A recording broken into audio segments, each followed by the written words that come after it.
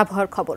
পৌষ আসতে না আসতেই শীত জেঁকে বসেছে রাজধানী ঢাকায়। মধ্যরাত থেকে ভোরের দিকে তাপমাত্রা কমছে অন্তত 2 ডিগ্রি সেলসিয়াস, আর দুর্ভোগ বয়ে আনছে ছিন্নমূল মানুষের জন্য।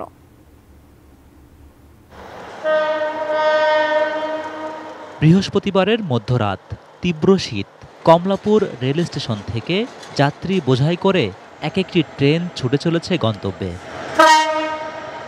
আর যাদের ঘর ও ঘরে ফেরার তাড়া কোনোটাই নেই, শীতের প্রকোপ থেকে রেহাই পেতে তারা আশ্রয় নিচ্ছেন স্টেশনের মেঝেতে।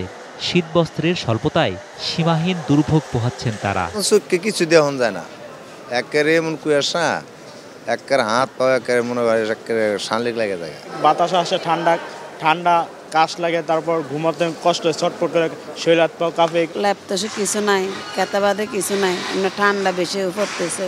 ছিন্নমূল মানুষের শীত নিবারণে এগিয়ে আসছেন কেউ কেউ, তবে তাদের সংখ্যা সীমিত। সমাজের সামর্থ্যবানরা বাস্তুহারা এসব শীতার্ত মানুষের পাশে না দাঁড়ালে তাদের ভোগান্তি বাড়বে বলে আশঙ্কা।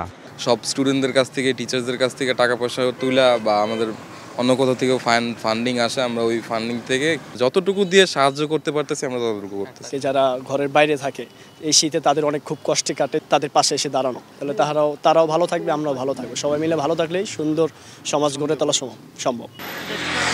আবহাওয়া অফিস জানিয়েছে, শুক্রবার সারা দেশে রাতের এবং দিনের তাপমাত্রা সামান্য কমতে পারে। কোথাও কোথাও থাকবে মাঝারি থেকে ঘন কুয়াশা। Zahid Hossain, ATN news, Dhaka.